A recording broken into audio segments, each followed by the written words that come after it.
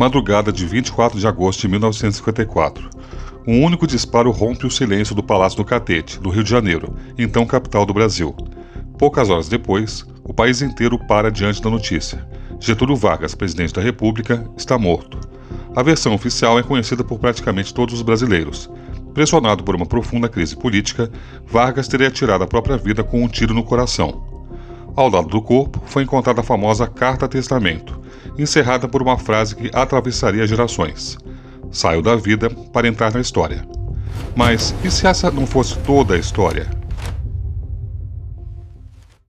Ao longo de mais de 70 anos, surgiram livros, reportagens e pesquisadores que afirmam que a morte de Vargas ainda guarda perguntas sem resposta.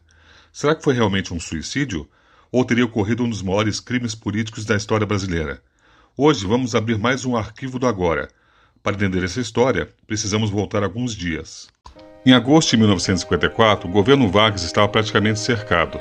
A oposição, liderada principalmente pela UDN e pelo jornalista Carlos Lacerda, acusava o presidente de corrupção, autoritarismo e de conduzir o país ao caos econômico. A situação explodiu na madrugada de 5 de agosto, quando ocorreu o famoso atentado da Rua Toneleiro. Carlos Lacerda sofreu um atentado a tiros e escapou com vida, mas o major da aeronáutica Rubens Vaz, que fazia sua segurança, morreu. As investigações rapidamente chegaram até Gregório Fortunato, chefe da guarda pessoal de Getúlio.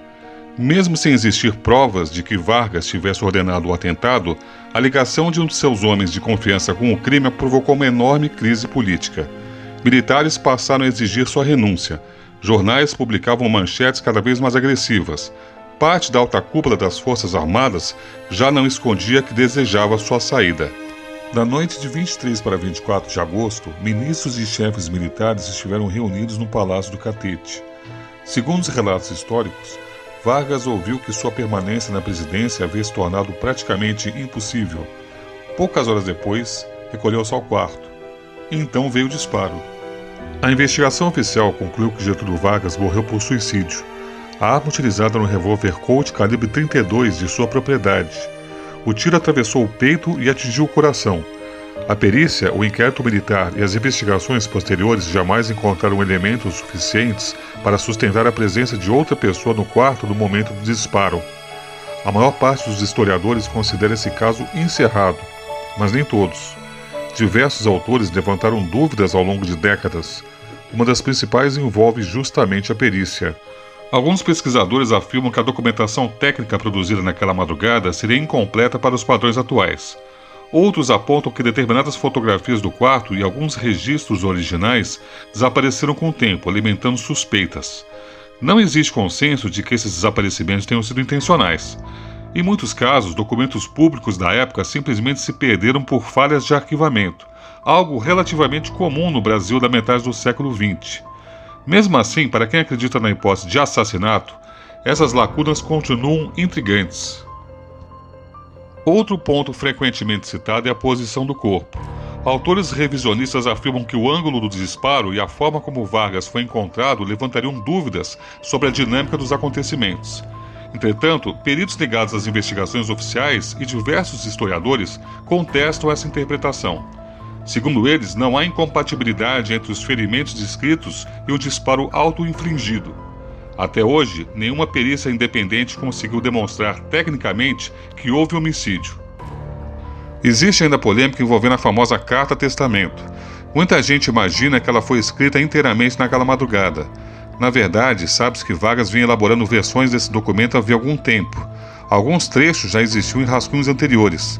Por isso, alguns críticos afirmam que a carta poderia ter sido preparada antes dos acontecimentos finais. Mas isso, por si só, não prova nenhuma conspiração. Diversos historiadores interpretam justamente o contrário. Se Vargas já preparava uma carta-testamento havia dias ou semanas, isso reforçaria a possibilidade de que ele cogitava o suicídio diante do agravamento da crise. Até hoje não existe qualquer prova documental de que assessores tenham fabricado ou falsificado o texto após sua morte. Talvez o maior combustível para as teorias alternativas seja uma pergunta simples: quem se beneficiou da morte de Vargas? Politicamente, sua morte mudou completamente o cenário nacional. As manifestações populares explodiram nas ruas. Jornais oposicionistas foram atacados. Carlos Lacerda precisou deixar temporariamente o país.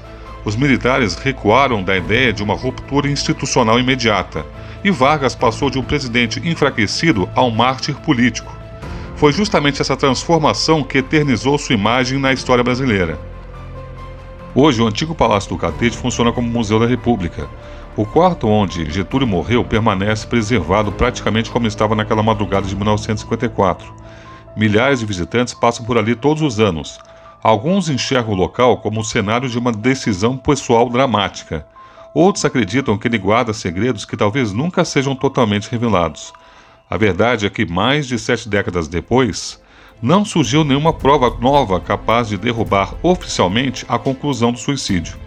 Ao mesmo tempo, algumas lacunas documentais e divergências levantadas por autores revisionistas continuam alimentando debates e teorias.